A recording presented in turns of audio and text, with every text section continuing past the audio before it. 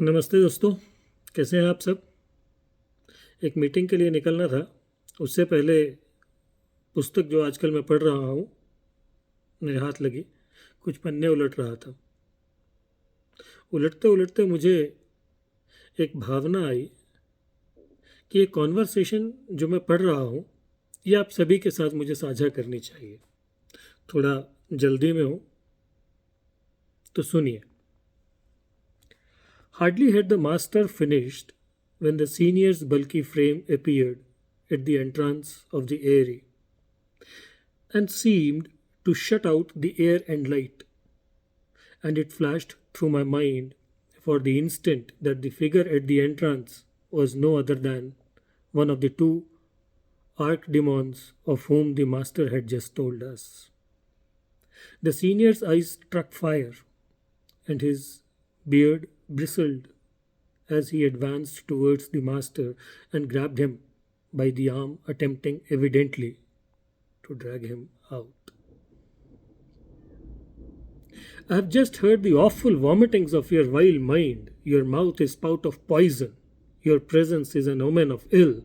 As senior of this ark, I bid you out this very instant. The master, though slight of structure, held his ground with perfect ease, as if he were a giant and Shamadam, but a babe. His equanimity was astounding as he looked at Shamadam and said, "He only has the power to bid out who has the power to bid in. Did you, Shamadam, bid me in?" It was your wretchedness that moved my heart with pity, and I allowed you in. It is my love, Shamadam, that was moved by your wretchedness, and lo, I am here. And with me is my love, but you, alas, are neither here nor there. Your shadow only flits hither and yon, and I am come to gather up all shadows and burn them in the sun. I was the senior of this ark long before your breath began to pollute the air. How does your wild tongue say, I am not here? Before these mountains were, I was, and I shall be long after they have crumpled into dust. I am the ark, the altar, and the fire. Save you be sheltered in me, you shall remain a prey to the storm. And save you, immolate yourselves before me. You shall not know immunity from the ever sharpened knives of death's innumerable butchers. And save my tender fire consume you. You shall be fuel to the cruel fire of hell. Did you all hear? Did you not hear? With me, companions, let us cast this blaspheming impostor into the pit below. Again Shamadam dashed toward the master and grabbed him by the arm, wishing to drag him out. But the master neither flinched nor budged, nor did any companion make the slightest move. After a trying pause, Shamadam's head fell to his chest, and he slunk out of the eyrie, mumbling as to himself, I am the senior of this ark. I shall assert my God-given authority. The master mused for long and would not speak. But Zamora could not hold his peace. Shamadam has insulted our master.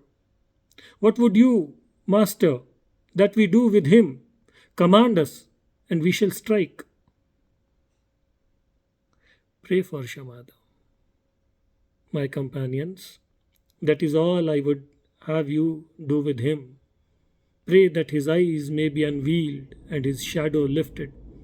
As easy it is to attract the good as to attract the evil.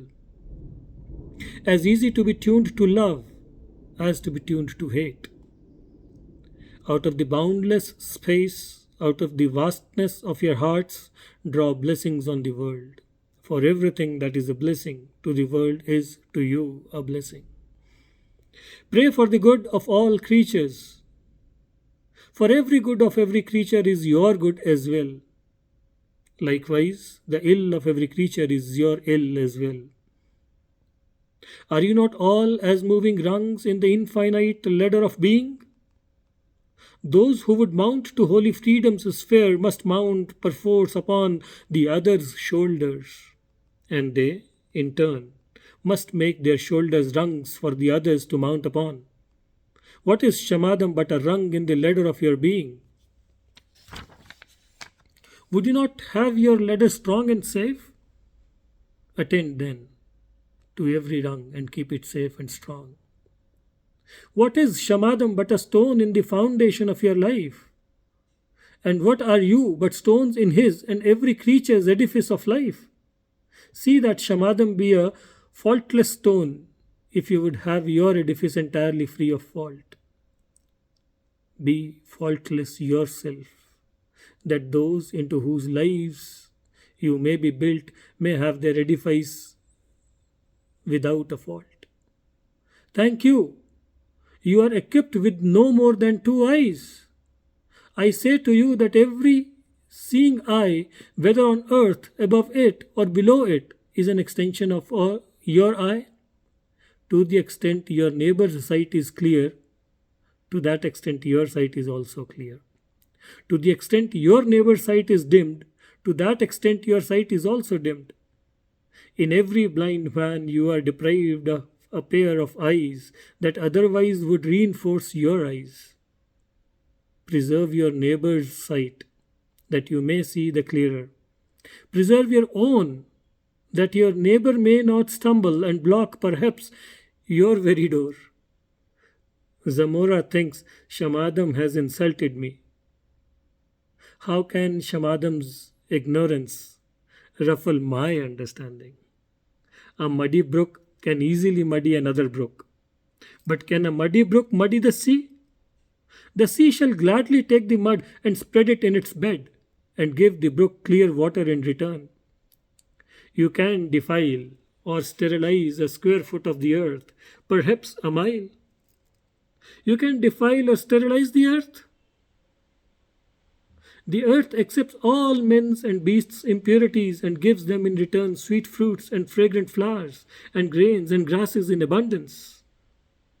A sword can surely wound the flesh, but can it wound the air?